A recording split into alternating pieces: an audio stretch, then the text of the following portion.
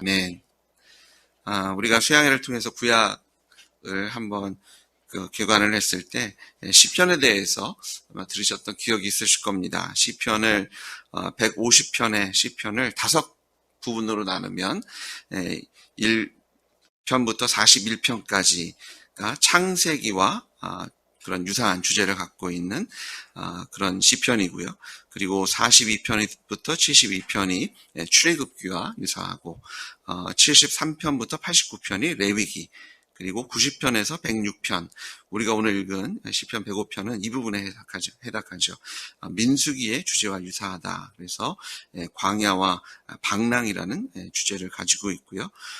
그리고 우리가 지금 보고 있는 105편이 포함된 90에서 106편은 보통 저자를 알 수 있는 그런 무명의 저자들로 되어 있고, 그리고 이제 107편부터 마지막 150편까지는 신명기의 주제와 유사한, 그래서 이 첫 번째 부분은 다윗이 편집을 했다면 두 번째, 세 번째는 히스기야나 요시야 왕 때에 편집되어졌고요. 또 우리가 오늘 읽은 본문이 포함되어져 있는 네 번째, 그리고 마지막까지는 에스라나 혹은 느헤미야에 의해서 편집되어졌다라고 알려져 있습니다.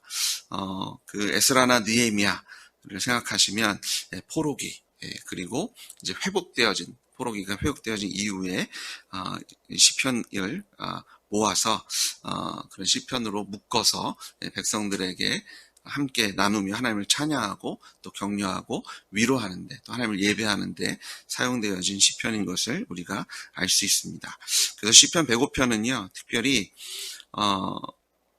이 하나님께 감사하기를, 예배에 참여하고 또 백성들이 이 시편을 통해서 하나님께 감사함으로 나아가기를 원하는 그런 저자의 그 의도를 저희가 바라볼 수 있습니다. 먼저 1절부터 4절을 제가 다시 한번 읽어드리겠습니다. 여호와께 감사하고 그의 이름을 불러 아뢰며 그가 하는 일을 만민 중에 알게 할지어다. 그에게 노래하며 그를 찬양하며 그의 모든 기이한 일을 말할지어다. 그의 거룩한 이름을 자랑하라. 여호와를 구하는 자들은 마음이 즐거울지로다. 여호와와 그의 능력을 구할지어다. 그의 얼굴을 항상 구할지어다. 여기에 보시면 몇 가지 동사를 찾을 수 있는데요. 감사하고, 이름을 부르고 아뢰며, 알게 하며, 노래하며, 찬양하며, 기이한 일들을 말하며, 그의 거룩한 이름을 자랑하고 즐거워하고 그의 능력을 구하고 그의 얼굴을 항상 구할지어다. 근데 이 동사들이 가지고 있는 공통점은 이것이 명령어라는 겁니다. 우리가 이걸 해야 합니다. 합시다. 그래서 1절부터 4절에 보시면 우리가 감사할 것, 찬양할 것, 그리고 기도할 것에 대해서 그 하나님을 자랑하며 우리가 하나님을 예배하고 찬양하고, 또 마지막으로는 우리가 기도할 것, 간구할 것에 대해서 명령하고 있는 것을 우리가 보게 됩니다. 근데 시편 기자는 그냥 막연하게 다 공유하는 하나님이시니까 당연히 찬양해야 되고 감사해야 되고 이름 불러야 되고 자랑해야 되고 노래해야 되고, 물론 그것만으로도 하나님은 찬양받고 예배받기 합당하신 줄 믿습니다. 하지만 거기서 끝나는 것이 아니라 그는 우리가 왜 함께 모여 하나님의 이름을 찬양하고 노래하고 기억하고 간구하고 또 자랑해야 되는 그 이유를 이제 5절부터 11절까지 설명해주고 있는데요. 이 5절 6절을 보니까 그의 종 아브라함의 후손 곧 택하신 야곱의 자손 너희는 그가 행하신 기적과 그의 이적과 그의 입의 판단을 기억할지어다. 그는 여호와 우리 하나님이시라. 그의 판단이 온 땅에 있도다라고 말씀하고 있습니다. 우리가 찬양할 그 하나님은 아브라함의 후손 곧 택하신 야곱, 너희에게 행하신 기적이 있고 이적이 있고 그 입의 판단, 심판하시는 기준이 되시는, 모든 것에 그 사람들을 정죄하실 수도 있고 사람들을 칭찬하실 수 있는 그 모든 것의 기준이 되시는 하나님이시기 때문에 우리가 그 하나님을 찬양하고 감사하고 노래 부르며 또한 그 하나님께 나와 간구해야 됨을 말씀하고 있는 것을 우리가 바라보게 됩니다. 자, 자, 행하신 기적과 이적, 하나님 살아계시지 않느냐? 그분이 우리의 심판주 하나님이시지 않느냐? 또 여기서 그냥 멈춘다면 그냥 막연히 맞아, 뭐 창조주 하나님이시니까 나의 삶 속에서 그런 우리 선조들의 그런 여러 가지 기록들이 있으니까라고 막연하게 생각할 수 있지만 시편 기자는 그것을 조금 더 세분화해서 설명해주고 있죠. 8절에 보니까 그는 그의 언약 곧 천대에 걸쳐 명령하신 말씀을 영원히 기억하셨으니 달리 아브라함의 후손 택하신 야곱이라고 이스라엘을 부르고 있는 것이 아니라 우리가 아브라함을 통해 세우신 그 언약, 아브라함 때부터 시작된 그 언약의 백성이지 않습니까? 우리가 그 하나님의 언약 백성, 그 언약은 천대에 걸쳐 명령하신 말씀, 하나님께서 영원히 기억하시는 말씀. 이 천대에 걸친다는 것은 문자적인 천대의 의미보다는 이 영원히 하나님께서 끝까지 지키시는 그 하나님의 그 언약의 신실하심을 기억하며 이것이 그냥 한 번 주고 잊어먹을 그런 아무런 의미 없었던 약속이 아니라 하나님께서 영원히 기억하셨던 언약. 9절에 이것은 아브라함과 맺은 언약, 이삭에게 하신 맹세, 야곱에게 세우신 율례, 곧 이스라엘에게 주신 영원한 언약이다라고 말씀하고 있습니다. 자, 다윗 시편 기자가 하나님께 찬양과 감사와 영광을 올려드리며 그 이름을 자랑하고 무엇보다 하나님 앞에 나와 기도해야 할 이유가 하나님께서 우리에게 언약을 맺으셨는데 그 언약을 기억하시는 하나님, 그리고 그 언약을 기억하시는 것 안에서 하나님께서 행하신 것이 뭐예요? 기적이고 이적이고 그 입의 판단, 만물을 창조신 하나님께서 친히 심판하시고 또 친히 그 모든 것을 주관하시는 하나님이심을 우리가 하나님의 언약 속에서 경험하였기 때문에 그 하나님과 동행하고 있기 때문에 우리가 그 하나님을 찬양하고 그 하나님의 이름을 자랑하고 그 하나님께 나와 기도해야 할 것을 말씀하고 있는 것을 바라보게 됩니다. 특별히 이 4절의 기도에 대한 부분은요, 능력을 구할지어다로 끝나는 것이 아니라 그의 얼굴을 항상 구하는 것. 우리가 기도라는 것은 단순히 하나님 이것저것 해주세요가 아니라 하나님과의 특별한 만남입니다. 관계죠. 그래서 오늘 이 시편 기자는 예배에 대한 얘기를 하고 있고요. 또 하나님과의 만남에 대한 얘기, 그리고 우리가 하나님과의 그 동행하면서 하나님께서 받으시기에 합당한 경배와 찬양과 예배를 우리가 드려야 할 이유가 우리가 하나님과의 언약 관계에 있으며 또 하나님께서는 그 언약을 신실하게 지키시는 천대에 걸쳐서 그리고 영원히 그 언약을 기억하는 하나님이시기 때문에 우리가 하나님께 나와 더욱더 예배하고 찬양하고 기억하고 자랑하고, 저희는 예배에 대해서 너무나 이렇게 축소된 개념을 가지고 하나님께 나올 때가 많은 것 같아요. 새벽 예배하면 새벽 시간에 찬양을 하고 말씀을 듣고 주여 하고 기도하고, 주일 예배, 수요 예배 함께 모여 찬양하고 말씀 듣고 아멘 할렐루야 하고 이제 그냥 집으로 돌아가는, 물론 그것도 우리가 당연히 드려야 할 함께 모여 드릴 예배입니다. 하지만 우리가 어제 또 박영선 목사님을 통해서 그냥 말씀을 들었잖아요. 연명이 아니라 소명인 줄 믿습니다. 우리의 매일매일의 삶이, 매일매일의 호흡이 하나님께 드려지는 예배가 된 줄 믿습니다.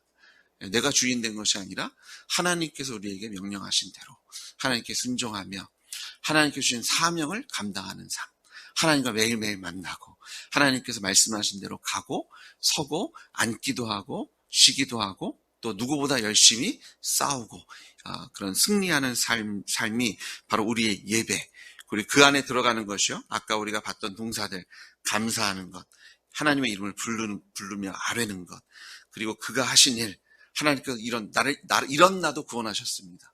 하나님 내 삶 속에서 이런저런 일들을 행하십니다라고 만민에게 알게 하는 것, 그리고 노래하고 찬양하고 하나님께서 하신 그 기이한 놀라운 일들을 선포하고 그 하나님의 이름, 거룩하신 하나님의 이름을 자랑하고 또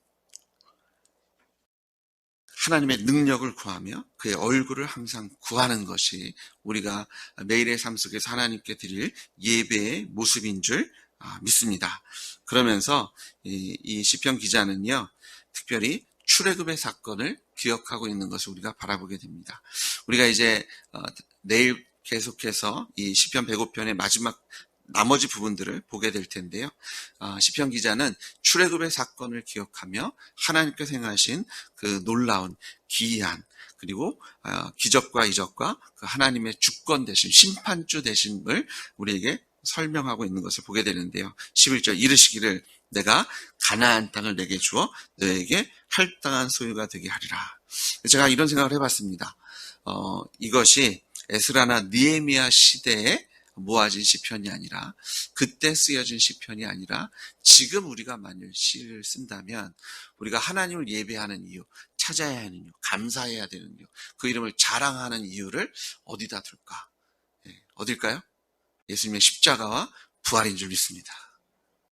이 출애굽은 십자가와 부활로 가는 디딤돌이었죠. 예수님께서 이 땅에 오셔서 십자가에 죽으시고 부활하심으로 아브라함과 맺은 그 언약을 온전하고 완전하게 이루어 주신 줄 믿습니다. 그랬더니 이미 바울이 이와 비슷한 시편의 그런 찬양을 했더라고요. 고린도전서 15장 3절을 보니까 내가 받은 것을 먼저 너에게 전하였느니 이는 성경대로 그리스도께서 우리 죄를 위하여 죽으시고 장사 지는 바 되었다가 성경대로 사흘 만에 다시 살아나사. 이렇게 하셨으니 우리가 하나님께 나와 찬양하고 예배하고 간구하고 예수님의 이름을 자랑하고 부활의 증인으로 살아가는 것이 마땅하다라고 사도 바울이 그런 신약의 말씀을 통해서 선포하고 있는 사도 바울의 모습을 바라보게 됩니다. 오늘 우리가 주님 전에 나오셨잖아요. 어떤 이유를 가지고 오셨습니까? 어떤 자랑거리를 가지고 오셨고요.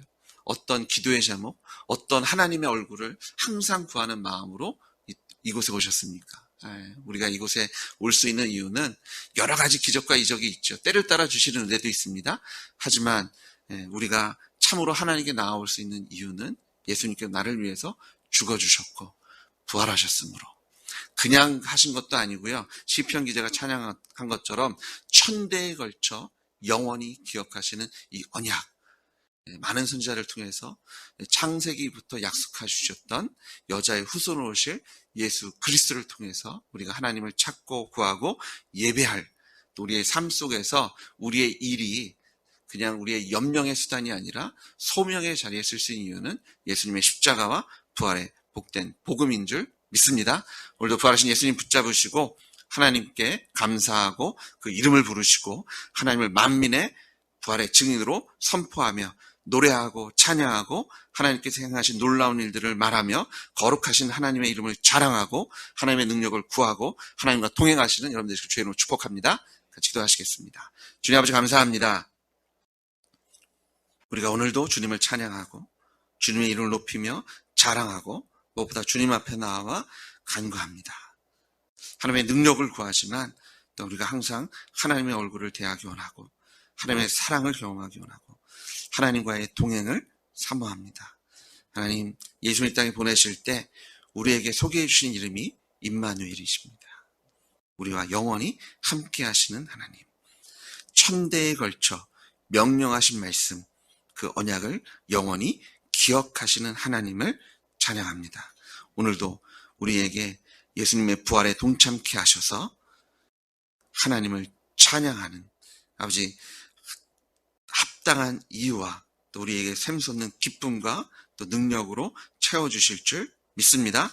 특별히 기도 제목을 가지고 나온 주의 거룩한 자녀들의 그 탄식과 기도와 감사를 주님께서 들으셔서 치료하시고 회복하시고 힘을 주시고 능을 주시는 그 하나님을 끊임없이 찬양케 하여 주시옵소서. 예수님의 이름으로 기도드렸습니다. 아멘.